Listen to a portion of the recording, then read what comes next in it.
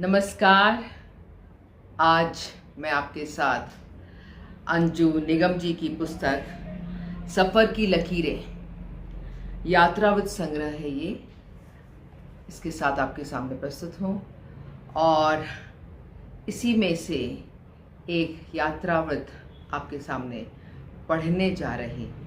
बहुत सुंदर यात्रावत है। इसमें ऐसा लगता है कि हम वहीं पहुँच गए हैं। बड़ा ही जीवंत वर्णन है और बहुत सहज, सरल, सुगम भाषा है। तो आज जो यात्रावत मैं आपके सामने पढ़ने जा रही हूँ वह है वृंदावन का। तो आज इनके साथ हम और आप यात्रा करते हैं वृंदावन की, कृष्ण की कर्म भूमि, पवित्र देवनगरी वृंदावन की ओजस्विता को आत्मसात करने की तीव्र इच्छा लेकर हम इस पावन भूमि की ओर चले। दिल्ली से महज 180 किलोमीटर की दूरी थी। सड़क बहुत अच्छी बनी हुई है। हालांकि हमने एक्सप्रेस वे नहीं पकड़ा था, फिर भी सड़क की बेहतर दशा के चलते हम 2.5 घंटे में वृंदावन पहुंच गए।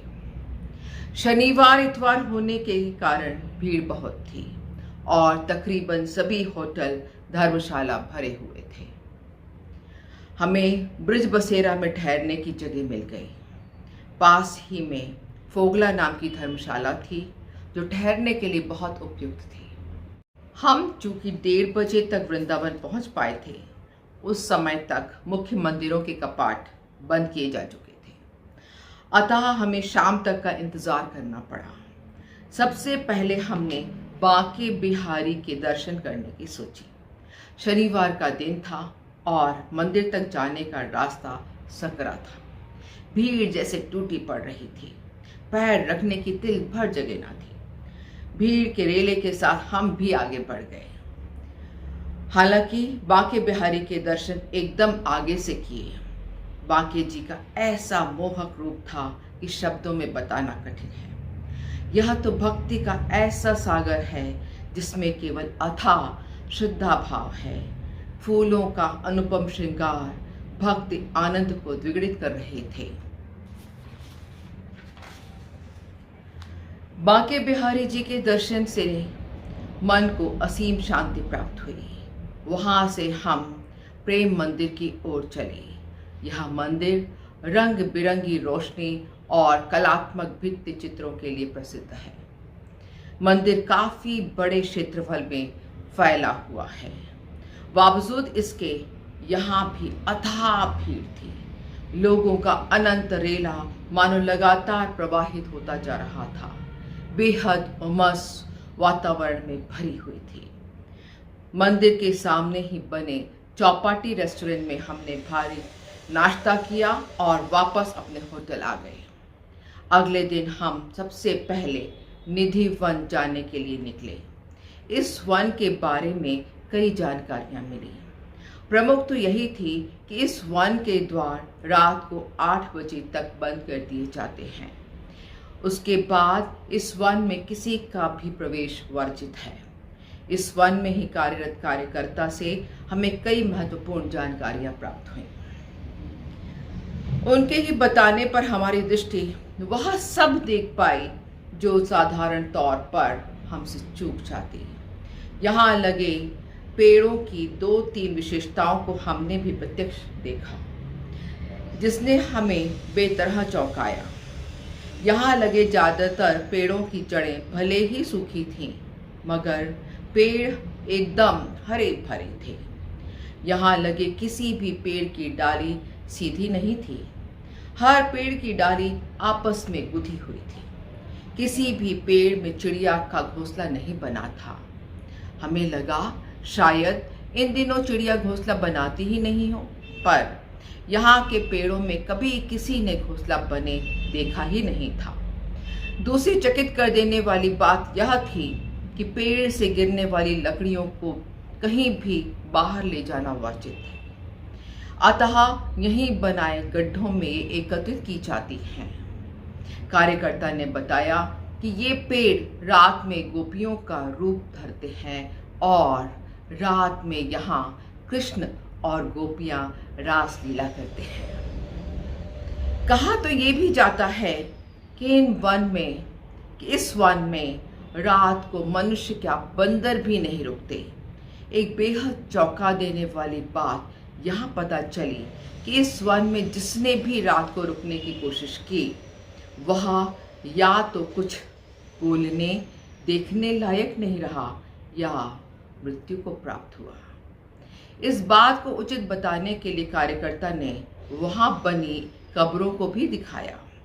उसी के अनुसार चूंकि यहाँ की उत्सुकता से ही सही रात में रुकने वाला व्यक्ति गोविंद गोविंद करता हुआ ईश्वर का नाम लेता हुआ ही आता है, अतः उसके भावों का सम्मान करते हुए यही उसके शरीर को इति दी जाती है। इसी संदर्भ में हाल ही के दिनों में एक वीडियो वायरल हुआ था जिसमें एक युवक ने अपने साथियों के साथ इस वन में जाने की धृष्टता की थी और एक वीडियो भी बनाकर सोशल मीडिया पर अपलोड कर दिया था। उस युवा के इस कृत्य का स्थानीय समाज ने कड़ा विरोध किया था और उसे तथा उसके परिवार को सामाजिक बहिष्कार का सामना करना पड़ा था। कई बुद्धिजीवी वर्ग को यह बातें मनगढ़ंत लगेंगी, पर यह वीडियो इस बात का प्रत्यक्ष उदाहरण है कि यह वन वास्तव में कई रहस्यों से लिपटा है। स्थानीय समाज इस वन के निजी रहस्यों का सम्मान करता है और इसके आसपास बने घरों की खिड़कियां तक जो वन की ओर खुलती हैं हमेशा के लिए या रात में बंद कर दी जाती है। वन में बना एकमात्र मंदिर भी इसी रहस्य का साक्षी रहा है। पान की गिलोरी, मिठाई, सिंदूर से भरा सिंदूरदान हर रात यहाँ रखा जाता है। सवेरे पान की गिलोरी और मिठाई खाई हुई मिलती है और सिंदूरदान से सिंदूर बिखरा मिलता है। यह बात जब कार्यकर्ता ने बताई तो चकित हो जाना लाजमी था। कई भक्तगण यहाँ सिंदूर, मिठाई, पैसों का दान करते हैं। निधि वन से एक सकरी सी गली की तरफ हम मुड़े। कुछ आगे जाने पर ही हलवाई की एक बड़ी दुकान से हमें लस्सी पीने का अवसर प्राप्त हुआ। बड़े ग्लास में मिली लस्सी में मोटी मलाई की परत चढ़ी थी। एकदम ठंडी तासीर लिए लस्सी ने दिल और दिमाग को तरोताजा कर दिया। मुख्य सड़क पर जब हम निकले तो साथ चलते रहे इनके ऑफिस स्टाफ में से एक ने अपना चश्मा उतारकर हाथ में पकड़ लिया। बाद में इसका कारण भी पता चला। यहाँ के उपद्रवी बंदर जाने क्यों राहगीरों के चश्मे और मोबाइल को ही टारगेट करते हैं। हाथों में चश्मा पकड़े होने के बावजूद बंदर की नज़र में चश्मा आ गया और उसे लेकर वह एक घर की मुंडेर पर चढ़ गया। उसके लिए तो यह खेल था, मगर महंगे चश्मे की यह गति देखकर चश्मे के मालिक के मन में हौल उठ रही होगी। आइसक्रीम का लालच देने पर बंदर तो नीचे उतर आया, मगर चश्मा वही मुंडेर पर छोड़ आया। बाद में एक आदमी ने मुंडेर पर चढ़कर चश्मे को उतारा। अच्छा खासा मजमा लग गया था। खैर आगे चलें तो मुख्य सड़क की दूसरी ओर यमुना जी बह रही थी और यमुना नदी में कई सैलानी नाव की सैर का आनंद ले रहे थे। हमारे पास समय कम था, अतः चाहकर भी हम नाव की सवारी नहीं ले पाए। यहाँ के घाट अभी तक कच्चे ही हैं। इनमें अभी तक कोई बदलाव नहीं किया गया है। जाने क्यों ऐसी जगह जिनमें आधुनिकता की छाप ना हो मुझे बेहद पसंद है। ऐसी जगह से मेरा मन जुड़ जाता है और मैं घंटों ऐसी जगह पर अपना समय बिता सकती हूँ। वृंदावन में एक और बात देखने में आई। सड़कों की चौड़ाई ज़्यादा ना होने से यहाँ कार एक जगह खड़ी कर ई रिक्शा से ही घूमा जाता है। हम तो शनिवार इतवार को गए थे, जब भीड़ और दिनों की अपेक्षा ज़्यादा होती है। मगर मेरे हिसाब से यहाँ साल भर लोगों का रेला आता होगा और साल भर उत्सव सा वातावरण रहता होगा। निधि वन से इस्कॉन मंदिर के बीच एक रास्ता मुनि की रेती की ओर भी निकलता है, पर समय की कमी थी। समय पर हमें इस्कॉन मंदिर भी पहुंचना था और उसके बाद नाश्ता भी करना था। बेहद कलात्मक और सुरुचिपूर्ण तरीके से इस मंदिर का निर्माण किया गया है। सारे मंदिर में मार्बल का ही फर्श देखने को मिलेगा। मुख्य प्रांगण में जाते ही कानों में राधा कृष्ण, कृष्ण राधा के प्रेम में रचे बसे भजन पढ़ते गए। संगत पर तबले, मृदंग, एकतारा और संवेद तालियों के तालमेल ने भक्ति की ऐसी रसधारा प्रवाहित की कि देर तक हम उसी में डूबे रहे। इस्कॉन में राधा कृष्ण बलराम की नयनाभिराम मूर्तियों ने सम्मोहन में बांध लिया। श्रृंगार का वर्णन तो लेखनी से परे है। ये तो दिव्य अनुभूति है जो साक्षात दर्शन से ही साकार होती है। मैं बेंगलोर, दिल्ली में द्वारका और वृंदावन में इस्कॉन मंदिर गई हूँ। सभी जगह एक बात साझा देखी, सफाई और व्यवस्था पर विशेष ध्यान दिया गया है। भोजन के लिए हर इस्कॉन मंदिर में गोपाला नाम से रेस्टोरेंट है जो शुद्ध शाकाहारी भोजन उपलब्ध करवाता है। भोजन स्वादिष्ट होता है। इसके अलावा भगवान को भोग लगवाने के बाद एक दिन में 3 बार प्रसाद मिलता है, जो स्वादिष्ट खिचड़ी से लेकर पूरे भोजन के रूप में होता है।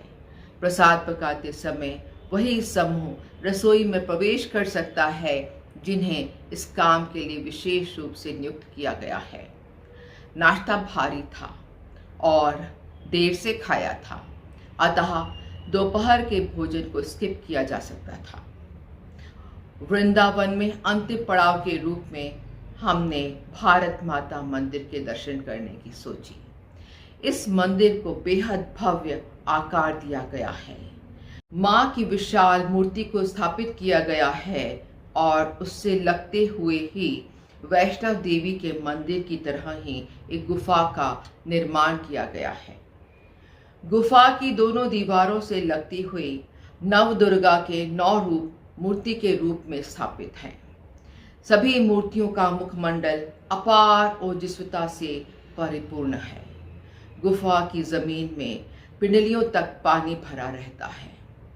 गुफा से अलग हटकर विशाल गोलाकार आकार का हॉल है और हॉल के बीचों बीच गणेश जी की विशालकाय मूर्ति स्थापित है। कमरे को ठंडा रखने के लिए पंखे, कूलर, एसी आदि सभी का इंतजाम है। हमारी वृंदावन की यह आध्यात्मिक यात्रा मन में नई ऊर्जा भर गई। दोस्तों, आनंद आ गया इस यात्रा में। मेरे साथ साथ आपने भी इसका आनंद लिया होगा। धन्यवाद।